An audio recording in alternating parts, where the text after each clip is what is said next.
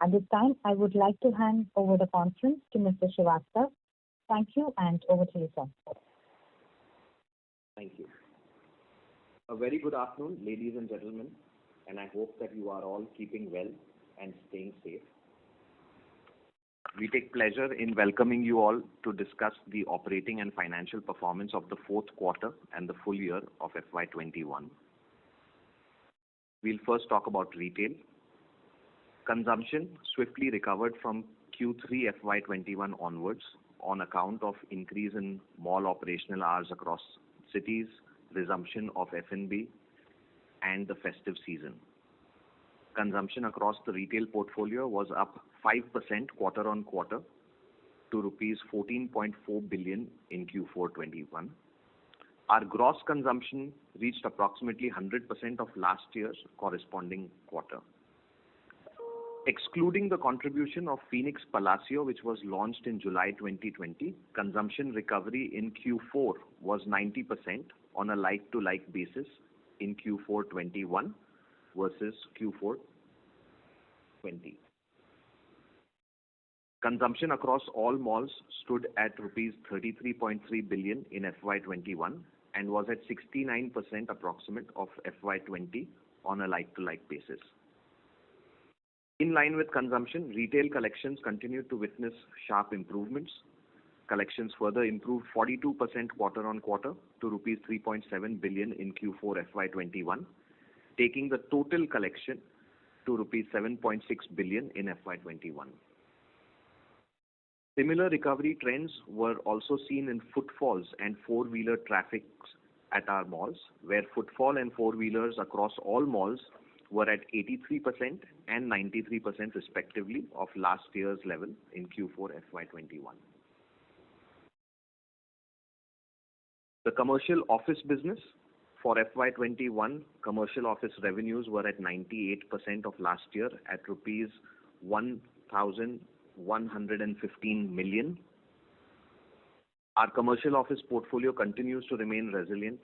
Collection efficiency for commercial portfolio was in excess of 90%. Fountainhead Tower 2, with leasable area of 250,000 square feet approximately, is expected to start contributing to the revenue from July 21. Fountainhead Tower 1 in Pune has a leased occupancy of approximately 95% and is fully operational. Work at Fountainhead Tower 3 in Pune is on course and nearing completion. Art Guild House in Mumbai has a leased occupancy of 76% as of March 2021.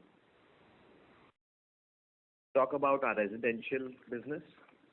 We have witnessed strong traction in residential sales, mainly led by the reconfiguration of our Kessaku property into smaller units and the robust demand for ready-to-move-in inventory. We sold and registered agreements for inventory worth rupees 630 million during Q4 FY21 and rupees 1,725 million during FY21. We also recorded additional sales of rupees 325 million during FY21, for which registration is yet to be completed, which will take our cumulative sales figure to rupees 2,050 million during FY21. To talk about our hotels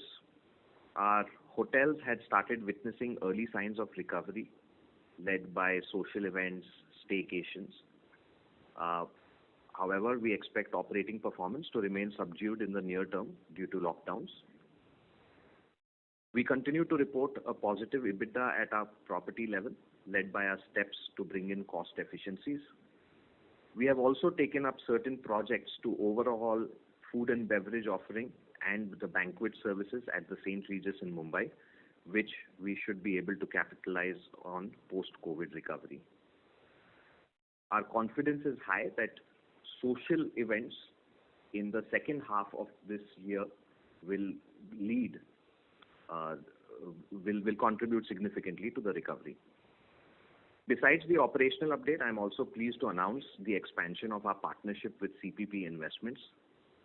We are partnering with CPP for development of a retail-led mixed-use project on the recently acquired land parcel in Alipore, Kolkata.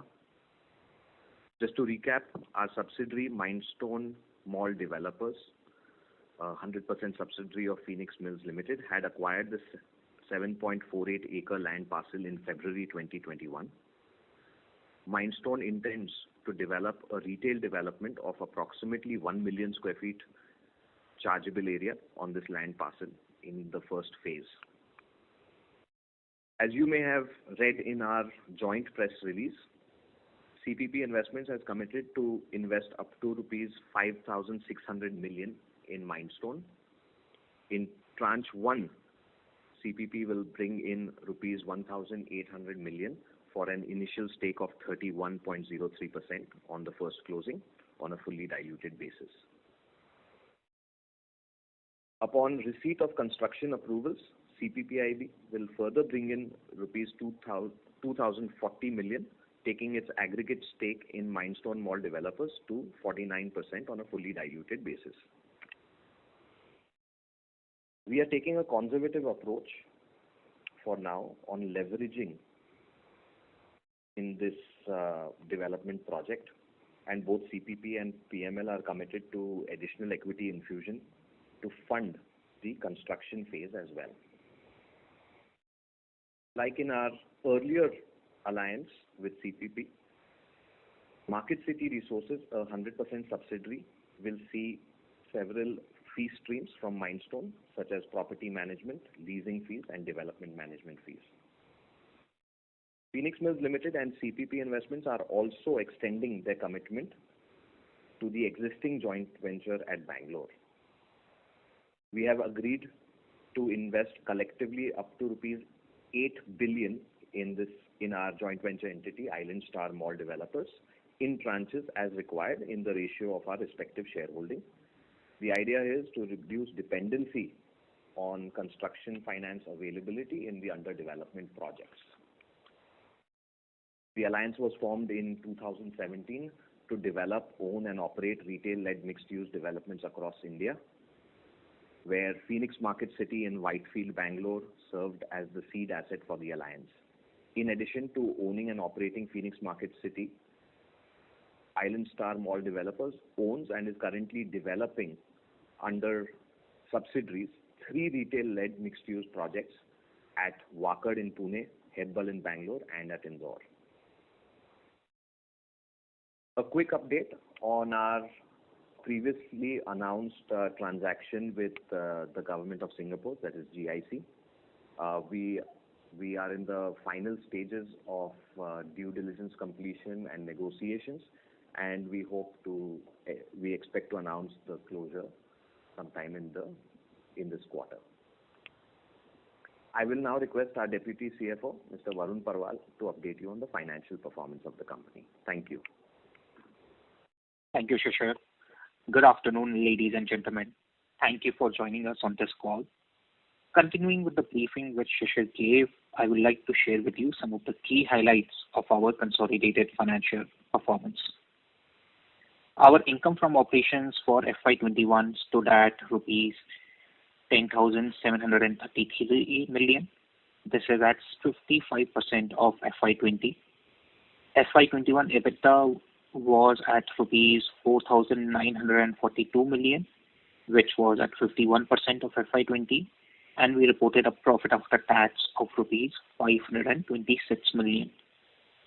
Income from operations for quarter 4 FY21 was rupees 3,858 million. This was at 97% of quarter 4 FY20. Our EBITDA for Q4 FY21 stood at rupees 1,734 million, which is at 85% of quarter 4 FY20. For the quarter, we reported a profit after tax of rupees 655 million. Now, moving on to our operational performance of our various business streams. Our retail rental income for the full year came in at 5,632 million. This number is at 55% of FY20 number. And, earlier last year in June, we had guided, our initial guidance was for rentals to be at 45 to 50% of FY20 levels. we are very pleased to have ended the year at a number higher than our initial estimates. Our FY21 rated EBITDA was at about 5,231 million. This was at 54% of FY20. Now, coming to a quick update on our cash flows. Our inflows net of GST for the year was at about 1,400 crores. Retail contributed to about 7,700 million in FY21. Commercial was at about 1,400 million. Residential cash flows were at about 1,370 million, while hotels were at approximately 630 million. We had significant amounts in terms of IT refunds during the year, which was at about 830 million for the full year. And we also had earlier announced a receipt of the settlement from Kalani's, which was at about 390 million. Our operational expenses for the year were at about 7,860 million, and our interest expense was at about 3,050 million for the full year. Overall, we had an operational free cash flow of approximately 3,000 million for FY21. This is before capex and principal repayment. For FY21, our capex for the year was 3,460 million, and in Q4 this number was at about 1,073 million. We have also completed principal repayments of 3,530 million during FY21. As you would have seen in our presentation, our consolidated debt was at approximately 345 billion as on 31st March. And there was a very modest increase compared to where we were at the end of Q3 FY21.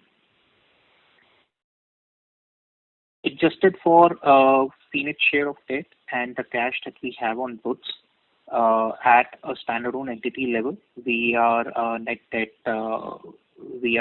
positive, and at a consolidated level, our net debt stands at about 27,000 million. We have been working diligently to reduce our cost of borrowing. For the full year FY21, our average cost of borrowing is down 102 basis points, and during Q4, our cost of borrowing came down by a further 29 basis points. We ended Q4 at a rate of 8.17%, and we expect this number to continue trending down as we have a few more refinances that we are working on during Q1 and Q2. With this, I would like to close our opening remarks and open the call for the Q&A session. Thank you. Thank you very much. We will now begin the question and answer session.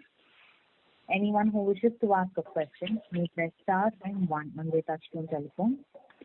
If you wish to remove yourself from the question queue, you may press star and 2. Participants are requested to use handsets while asking a question.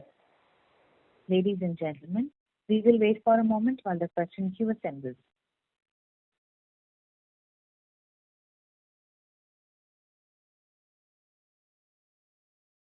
The first question is from the line of Kunal Lakhani from CLSA. Please go ahead. Yeah, hi. Good afternoon. Just wanted to understand what is the utilization of the infusion of 384 crores in Kolkata SPV, because I'm trying to understand the land is paid for and the construction would largely be funded by debt. So, like, do you plan to acquire new projects in this SPV or? Just want to understand the utilization. No, thank you for your question. We have paid approximately 310 crore or thereabouts plus stamp duty for the land acquisition. The way we have structured this transaction is that Phoenix Mills Limited will receive about 150 crore back from this SPV once the infusion comes in from CPP. The balance funds will be utilized towards construction. As I had mentioned, we are keen to fund a significant part of construction through our equity infusion itself and not be highly dependent on construction finance. And if we choose to draw down construction finance, it will only be towards the later stage of construction at this asset. Okay, sure. Just also wanted to understand, why put this separately? Because essentially, after the fund infusion in both the earlier CPPIB JV, the Island Star JV, and the Kolkata JV, essentially the stakes would be very similar. So why not, put Kolkata under the same Island Star JV? Well, Phoenix acquired Calcutta under an SPV, and we've decided to, and CPP has come and invested in that entity directly. It's not quite efficient to create multiple layers by moving this particular SPV under Island Star and fund Island Star. So there is no change in the commercial terms nor in the management of this JV as opposed to the ISML JV. There is not any material difference there. Okay, sure. And secondly, Shishir, we have liquidity of about 1,000 odd crores currently, and then this 800 crore infusion in Island Star, and this again another infusion in Kolkata SPV, and then the GIC platform would add anywhere between 1,000 to 2,000 odd crores. A few years back we had the target of doubling our retail footprint. But with this kind of liquidity, what is our vision, or say the target for the next 5 to 7 years? We stay focused on what we have, stated as our objective. We had stated that by FY 23-24, we will have an operational retail GLA of about 12 million square feet and commercial office GLA of about 6 odd million square feet. So we are well on track to achieve that. We had also stated that beyond FY 24, we want to continue to deliver 1 million square feet of retail GLA every year. So Calcutta forms the first million that will probably become operational in FY 25 or thereabouts. So we are well on track to deliver our stated goal, and this liquidity is only firepower to achieve that, and also to ensure that our projects under development continue to stay funded and on track. But wouldn't our existing projects that we have acquired so far, including the Kolkata projects, will get us to these numbers? So I'm just trying to understand this liquidity. I mean, essentially, it will not, all of it will not go towards funding the construction cost. Considering cost of equity is a lot more expensive than the cost of borrowing here. So I'm just trying to understand where will this? I'm assuming bulk of this equity infusion should ideally go towards new project acquisitions. You're absolutely right. We have a fairly sizable project at Lower Parel, which we have discussed in the past with investors as well, which is called Phoenix Rise, and this gives us the firepower to undertake that development and proceed with paying the premiums and getting the plans approved. So the liquidity that we have at Phoenix at the consolidated level as well is already earmarked for growth capital, and some of it, of course, is going to be deployed towards ongoing projects as well. Sure, thanks. And last one from my side, just can you update on the rent negotiations that you are currently doing with the retailers? Anticipating there'll be some easing from 1st of June onwards in some states at least. So, like we did last year, we have taken the decision not to, at a stage when the mall is not operating and stores are not operating, it's not the correct time for us to engage with retailers in a negotiation when there's uncertainty. I think we will follow the same approach as we did last year. When there is visibility of each mall opening up, that's the point in time when the stores commence trading. That's the time to get into a commercial negotiation and arrive at an understanding. This time around, of course, things are, while I would say that the impact of the second wave has been huge, the circumstances are different. I think there is a high level of confidence with consumption bouncing back and us having seen that already in the last quarter of FY21. So I think retailers and ourselves are more confident about the bounce back, and we'll be able to arrive at a mutually acceptable commercial negotiation. Sure. And lastly, just a data point, what will be a monthly cash burn currently? Across entities. Consolidated level. Kunal, Varun this side. I think at this point in time, given the strong cash flows that we had from our retail in quarter 4, we were actually net cash positive. That's end of March, right? I mean, I'm asking in terms of April and May, like what would be a cash burn currently? It's roughly around, if we just look at each asset, it would be somewhere between 2 to 2.5 crore per mall per month would be the operating expense outflow. Great. That's very helpful. Thanks a lot and all the best. And just to further expand on that, it's about 25 to 30% of normal operating expense during operations. Great. Thanks again. Thank you. Thank you. A reminder to the participants, anyone who wishes to ask a question, press star and 1 now. The next question is from the line of Puneet from HSBC. Please go ahead. Yeah, thank you so much and good afternoon. My first question is if you can help me understand this Calcutta deal a little better. So you invested 310 crores initially, and then CPPIB enters into partnership. They commit to invest 560 crores. What is this 384 crores? Is it the first level investment, or how should we think of this number? So yes, I will break this 560 into 3 parts. Yeah. 180 is what comes in tranche 1. Correct. Tranche 2 will roughly be about 204, which will come in. This is going to be, so tranche 2 comes in upon receipt of all approvals, etc. And so total of 384. This will take them up to a 49% stake. Yeah.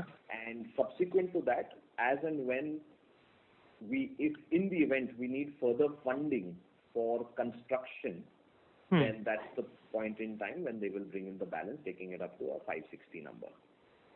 Okay, got it. So for the 49% stake, they're paying 384. That's the way to read this. That's correct. Okay. Got it. And what would be the expected cost for completion? The total estimated cost is about 926 crore, which includes land, FSI, premiums, construction approval costs, construction cost itself, management, construction management, site operating, everything. Cumulatively will be about 925, 930 crore. Okay. Got it. Secondly, can you also talk a bit about,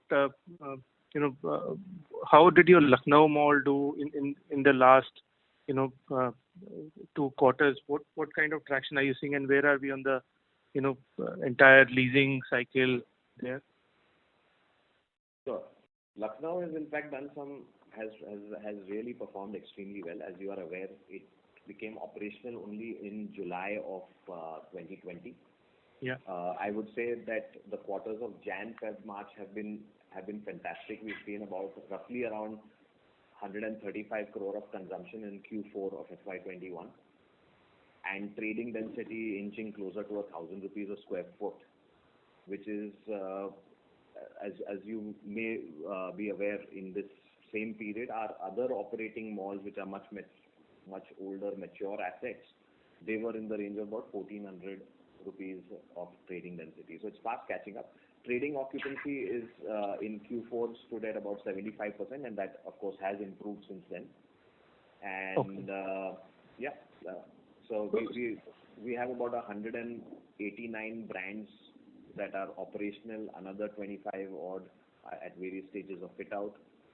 So it's performed extremely well. Okay, so is it fair to say that 25% of the area is still to be leased out at this point of time? No, I said trading occupancy is at 75, which means that these are the number of stores that are operational. Okay. We would be at a leased occupancy of, I would say, close to about 80% now. Okay. Okay. So that's really out there. That's it. My third question is on the some sale of assets from the standalone to the JVs for some 24 crores. Is that all that you paid for the office, or is there any more number that you need to pay? Can you repeat the question, Puneet? The standalone entity used to own some units in AGH and Centrum. Those were sold to the subsidiaries for 24 crore. Is that the entire amount that's been paid there? So, Phoenix, if I understand your question correctly, and I apologize because the line is not very clear, is your question pertaining to the commercial office units that PML owned, which we have transferred back to office developers? Correct. Sorry, can you just repeat what was your question on the commercial? I didn't quite hear that, Puneet. Yes. So I think the notes to account, mention some 247 crores being from sale of assets. If you can, give some more light there. What all is included, and will you need to, or will the subsidiaries need to pay more for that? Correct. So it's about 200 and no, the subsidiary doesn't need to pay anything more than that. The total value of transfer of units in Kurla alone was about 227 plus 115.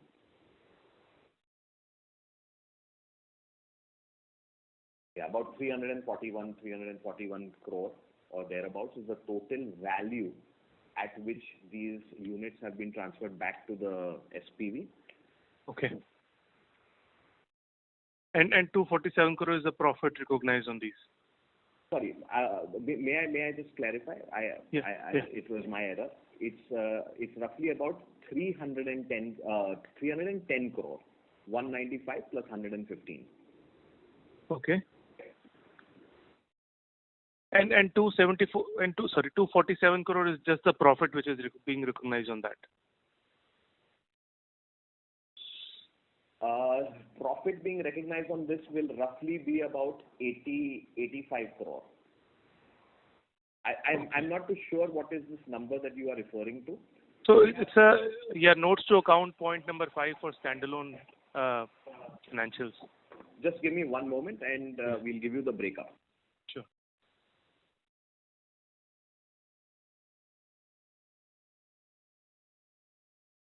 I'm requesting Pawan to give the detailed breakup on this. Okay. Hi, Puneet. Pawan here. Yeah. Hi. So, Puneet, this transaction was carried out in the third quarter, where units which were owned by PML in our Kurla office property, Centrum and AGH, were sold to the SPV ODPL.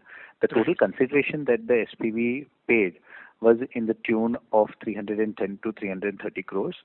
And the profits which were recorded on that was the 247 crores that you are looking at. But from income tax perspective, the taxation is not on 247 crores because, of course, these were all legacy units and there is a indexation which will be available to the same. Right. And there is nothing more that SPVs need to pay, right? So that's the final amount. This is fully paid. This is fully paid, and the registration and transfer is also complete. My apologies. One slight correction. The consideration has been finalized and fixed, and the registration is complete.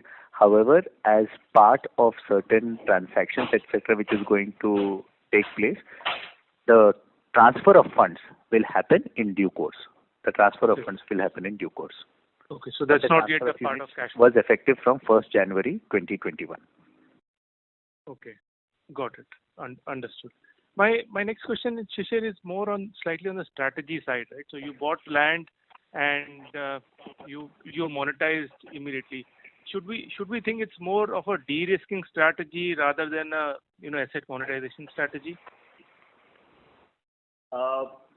At this stage, I would say it does look like a de-risking strategy. However, this Calcutta acquisition has been underway well before COVID, and we concluded the acquisition only in January this year.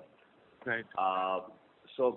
But even prior to COVID, we were we were looking at bringing in a partner at that point in time who would come in as a financial investor and participate in that asset. I would say to a small extent it was driven by the idea of de-risking this project, Right. in terms of equity funding, but also it was to monetize at an early stage in a new geography where we'll be able to bring in a partner who also brings a lot of expertise and experience to the development. Got it. Got it. That's all from my side. Thank you so much and all the best. Thank you. Thank you.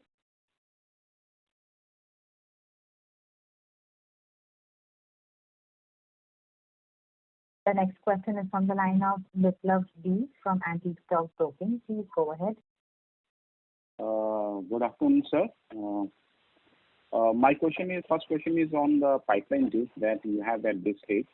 Just if you could provide, sir, some insight on the pipeline transaction. The context is, sir, so post GIC, you will have approximately cash surplus of around 3,500 crore or so. Just wanted to understand whether you have some kind of target in your mind deployment schedule, like how many projects you want to acquire in the next 2 years, 3 years, some ballpark target, So, and what stages of those the pipeline deals are at what stages of transaction? Thank you. This is my first question. Thank you. So the idea of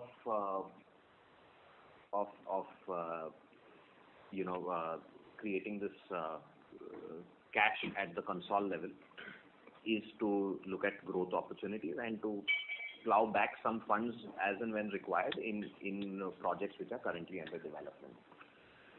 We have in pipeline, of course, we have this possibly one of Mumbai's best commercial center coming up at our flagship property in Lower Parel, where which is a sizable project of roughly about 1.2 million square feet of FAR. And so that's something that we have clearly on the anvil, and we will update once we embark on the project. After we get approvals, we'll update everyone on that. We are looking at a few acquisition opportunities. These would be under the potential JV that once we form it with GIC, and also otherwise. So I would say that for the moment we would have a visibility, or we have the ability to deploy about 1,000 crore in the Lower Parel project, expand the new project Rise, and then we will share with you as we look at, as we crystallize any further acquisitions. Okay, sir. Sir, just Lower Parel would be mixed, right? Retail plus commercial. That's what I recall. That's right. That's okay. Sir, my second question is on your strategy.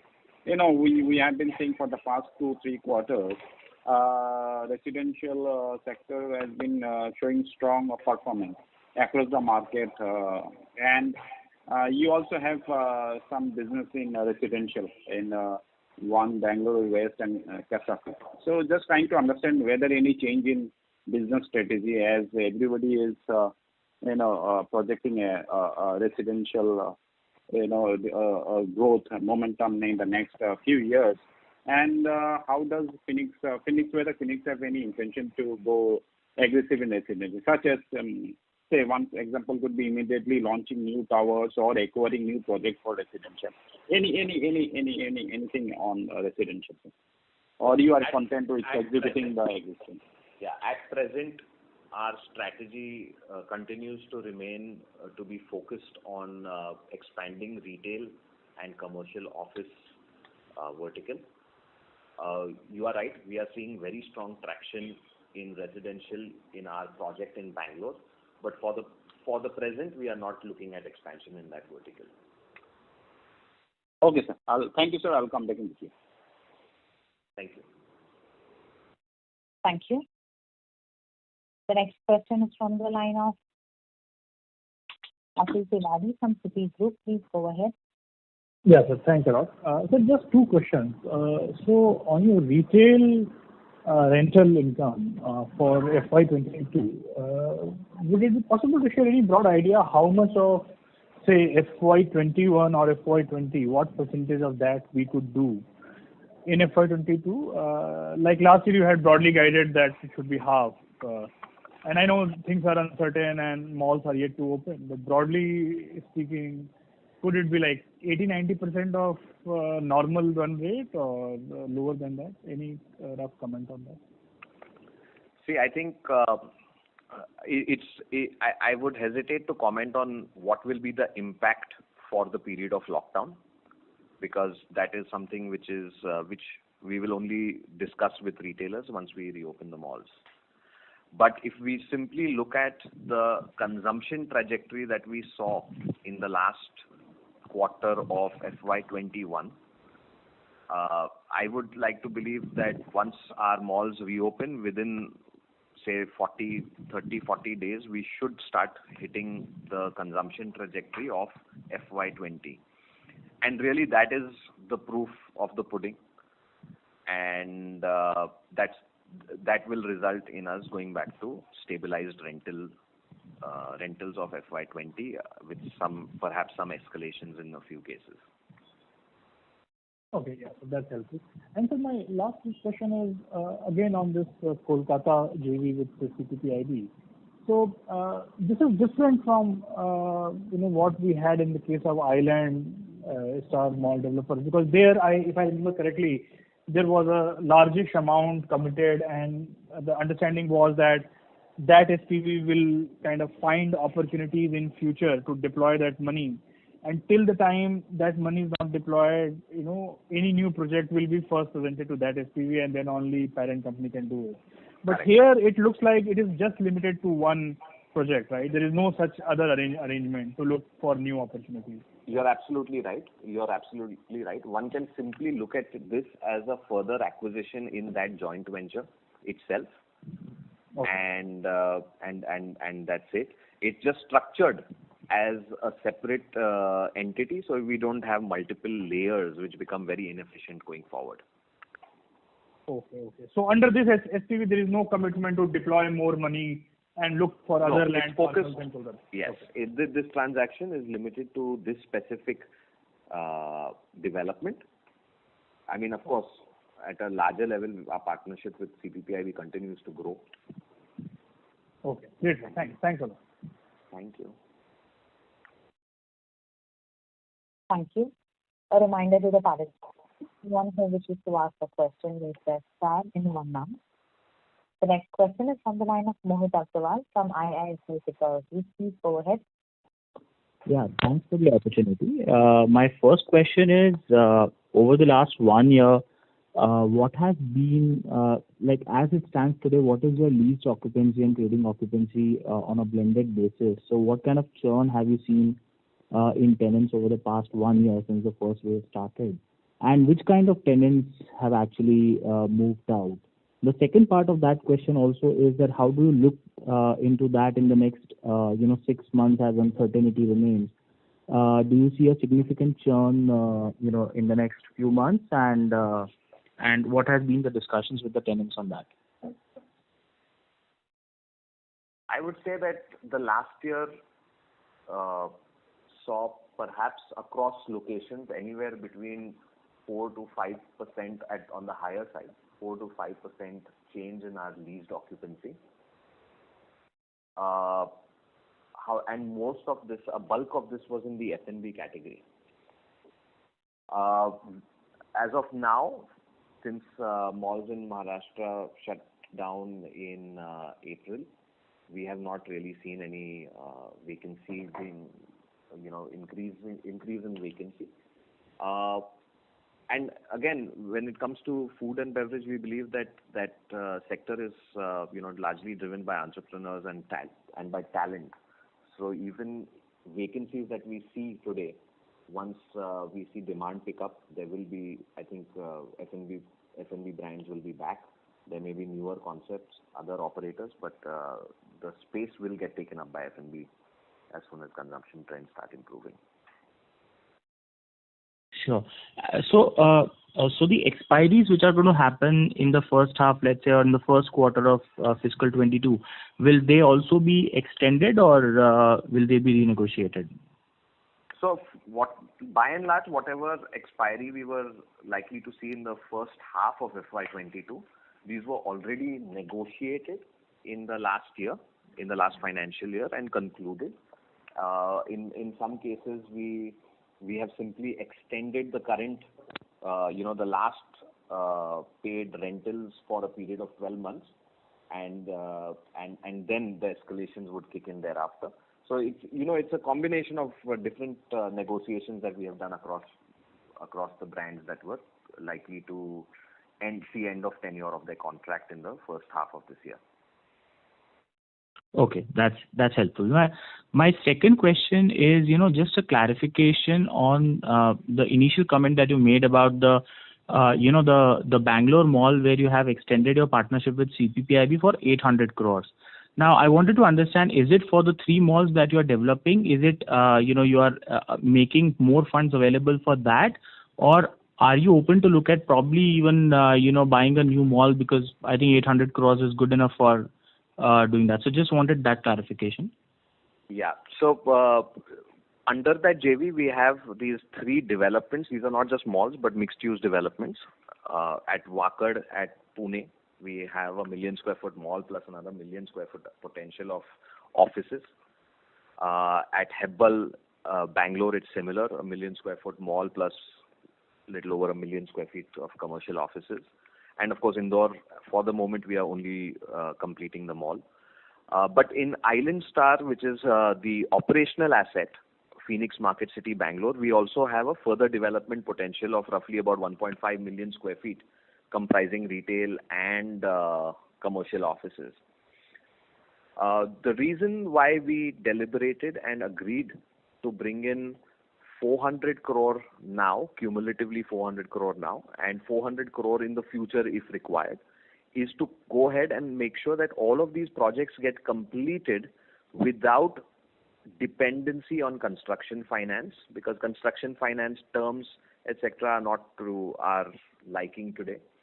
And so we have the option of going for construction finance if should we like the terms, and then, but we are committed to bringing in up to 800 crore cumulatively should it be required. 400 is already being under process as of now, and the second tranche we will decide as and when we see construction finance availability.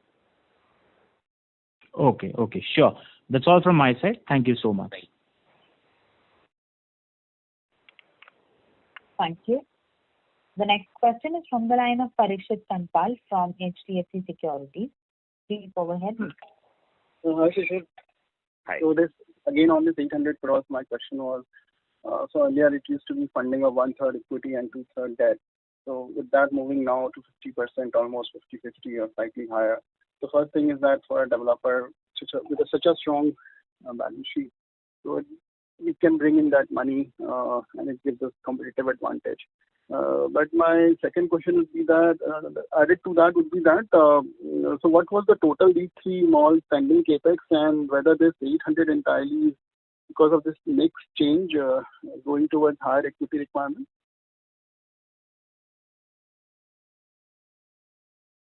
So I would say that, just give me one moment to respond to.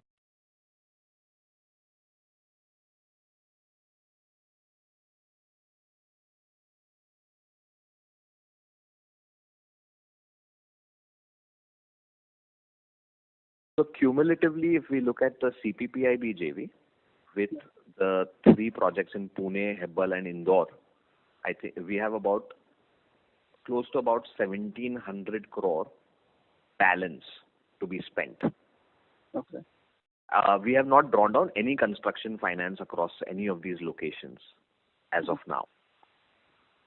So the idea is that we will defer or back-end the debt requirement as far as possible. Okay.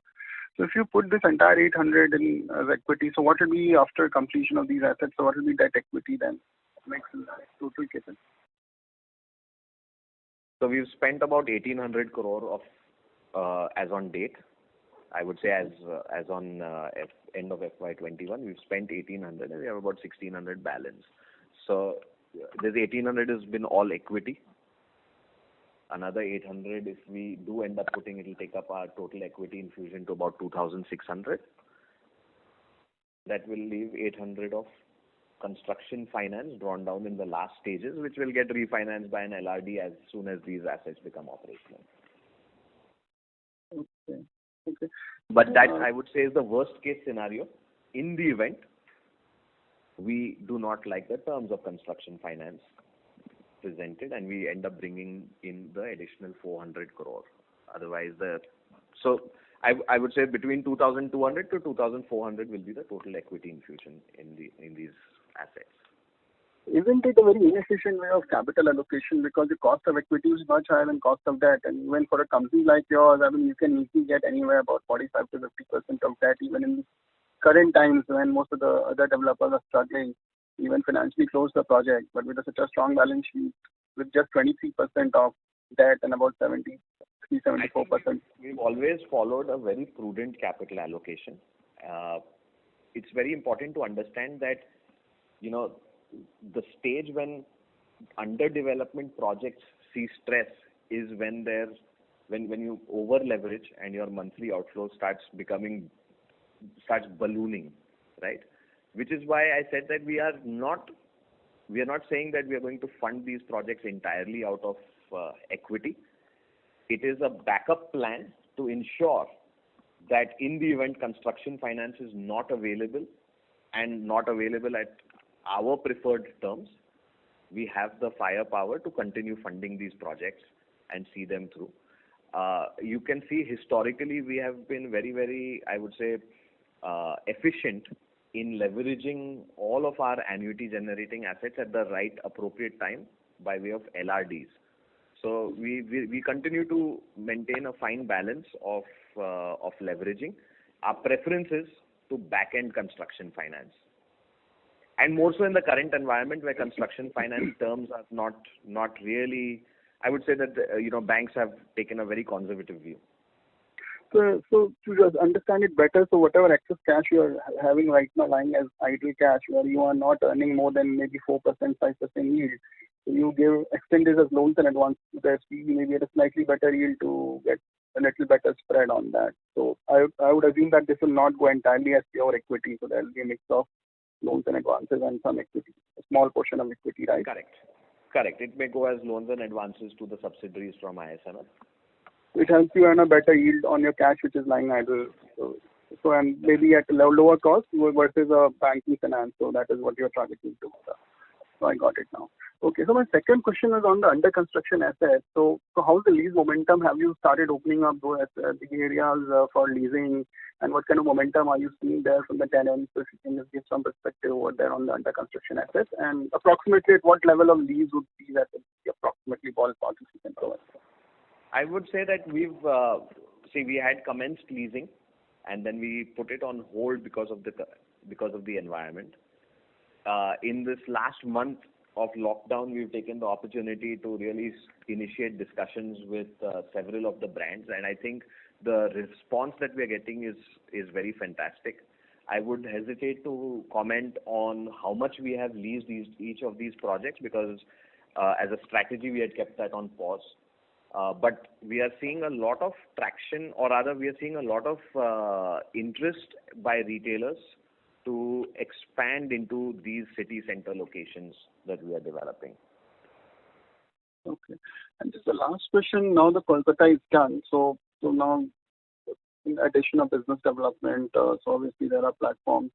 So besides that, you spoke about the Lower Parel property. So is there anything else in any new market, any new location, any brownfield expansion where you are in advanced stages? If you can give some color on what kind of opportunities lies in the market, that will be helpful. So there are certain, as we've always mentioned in the past, there are certain micro markets which are of significant interest to us, and we will continue to look for opportunities there. Kolkata was one which is now done. Hyderabad is another one where we would be very keen to look at a flag there. And then, of course, we believe that there is a lot of potential in Delhi and Gurgaon, so we'll continue to look for opportunities there. Chandigarh, perhaps. So there are quite a few cities where we continue to look for opportunities. Okay. Just lastly, one thing I noticed. To round that off, our focus remains to complete the projects that we have underway as of now, and we are certainly not deviating our focus from that. Also, I just want to give you a quick, I think we had last reported that Ahmedabad Mall, Palladium Ahmedabad, was roughly at around 40% pre-leased. We've exceeded that. We are at about 50% now, and Hebbal Bangalore is now above 30% pre-leased. Above? 30. Okay, Hebbal Bangalore. Okay. And the Pune one? Pune one, we have just last month started the marketing of that project.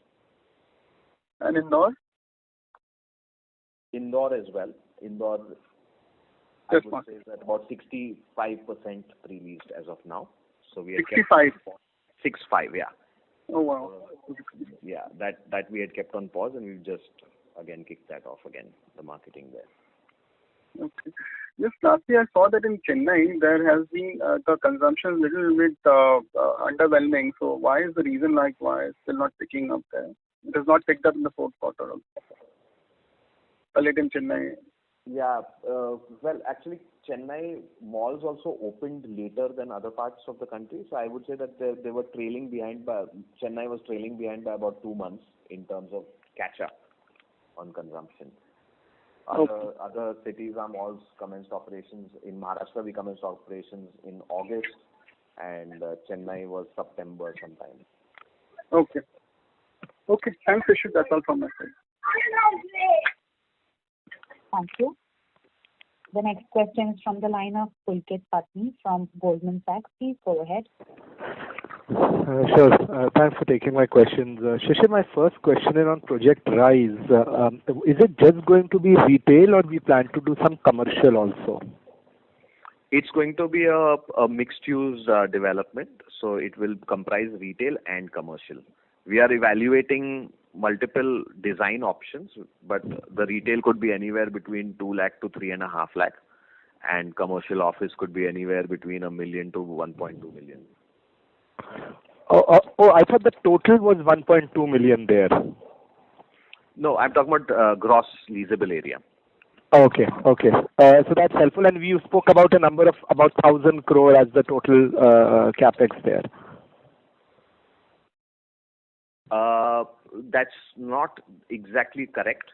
I had said that about 1,000 crore of further expenses could be incurred over there, over and above the cost of land transfer. So the total project cost will certainly be a little higher than that. Sure. About 1,150 crore, 1,200 crore would be roughly the overall project cost. Okay. Thanks. And secondly, since we're going through the second wave, any thoughts on how the future of rental is likely to shape up? Do you see that revenue share now in rental agreements is going to be a lot higher? Any thoughts on how we should look at this for the next few years, or do you think it's going to remain status quo the way it has been? Pulkit, hi, this is Pawan. Pulkit, I think one thing that we have seen even during our negotiations during last year was that while there were certain leeway that was provided on the minimum guarantee rentals, there was percentage increase in the revenue share, which actually ended up overall by the end of the year, you saw the numbers, how we were able to get about 55% of what otherwise we would have contractually gone. What also happened in addition to it is because of the collaborative approach that we have with the retailers agreed that the increase in the revenue share percentage would continue for a particular time, and it was to continue even in FY22 had not for the lockdown again being reimposed. So I think overall in a 3-year time frame, as we come back to normalcy, in a 3-year period, as a combination of higher revenue share percentages, etc., we should be able to get a good traction. However, we think that this current trend is to ensure that these testing times and the financial impact of these testing times are taken care of, overall we'll get back to where we were originally. On a final note, given the strong consumption traction that all of our centers have, a lot of these retailers were anyway hitting revenue share. So getting a higher revenue share percentage as soon as normalcy returns is actually turning out to be a faster way for us to get back to our intended absolute number of rentals. Does that answer your question, Pulkit? That answers. So effectively, we can understand that this could just be an interim thing for maybe a year, 2 years, and then it reverts back to the normalcy. Absolutely. Sure. And just a related question, if I may, can you highlight any change in terms with the multiplexes, and how should we look at that part of the rental? So, as was stated by Shishir earlier, at this point in time, we would hesitate to comment upon how the negotiation might pan out with any of these retailers with the malls being shut. Even last year, we started conversations with a variety of tenant categories, only as such tenant categories started opening. So we'll wait for them to resume operations and then figure this out as we would go. Thank you. We would request the current participants to please come back in the question queue. The next question is from the line of Manish Agrawal from JM Financial. Please go ahead. Yeah, hi. My first question would be pertaining to the new malls. So you've indicated the pre-leasing number. If you could just indicate the rental at which the pre-leasing is happening across these malls.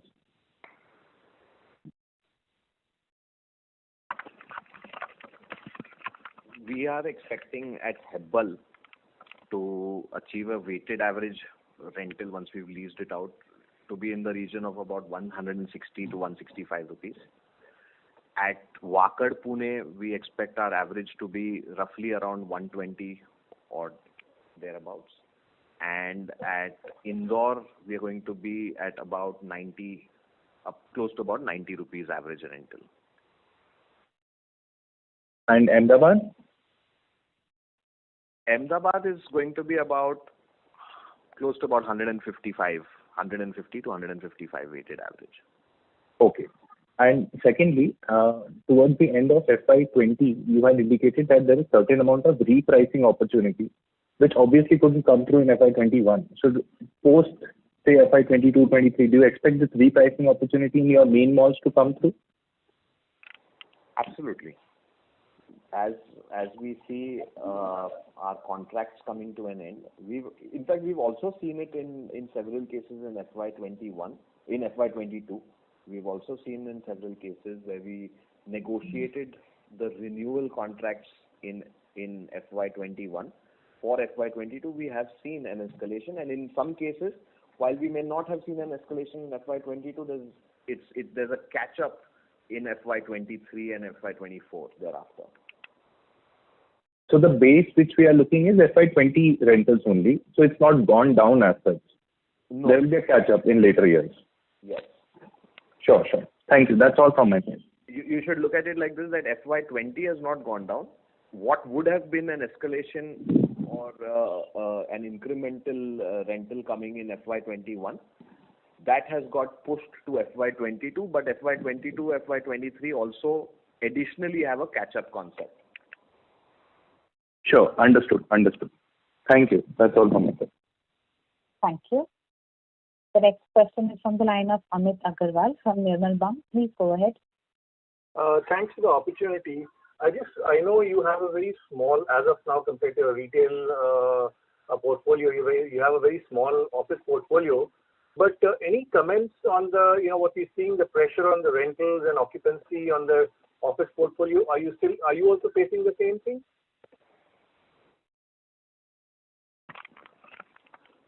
Sorry, may I request you to repeat your question again? My question basically pertains to the office portfolio. I do know it's a pretty small percentage of comparative compared to the retail, but what we've seen in other companies is that office portfolio right now is under pressure for last year or so because of COVID.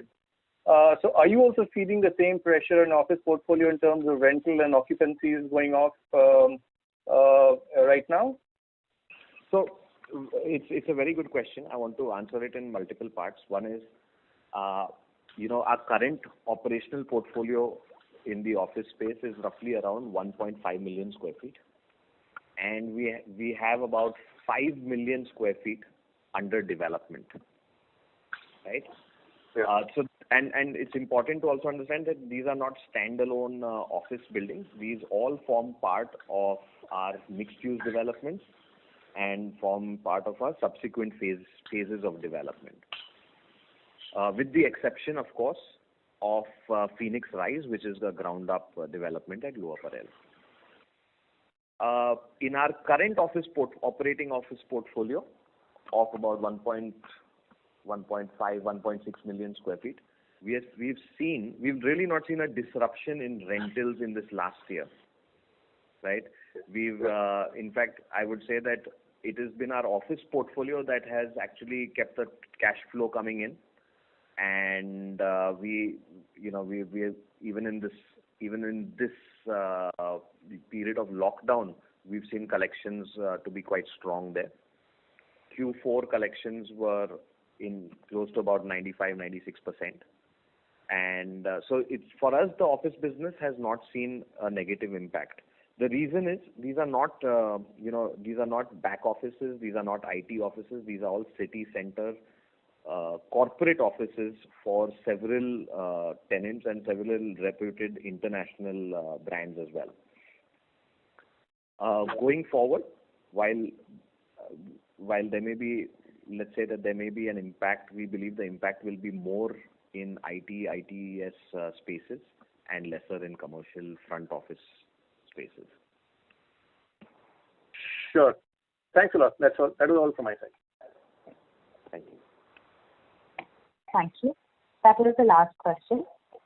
I would now like to hand the conference over to Mr. Srivastava for closing comments. Thank you, ladies and gentlemen, for joining us today. And do feel free to reach out to our teams for any further questions, queries, clarifications that you may need. And wish you all the very best. Please stay safe and look forward to connecting with you in the next quarter call. Thank you. Have a pleasant day and a great weekend. Bye. Thank you. On behalf of the Phoenix Mills Limited, this concludes this conference. Thank you for joining us, and you may now disconnect your line.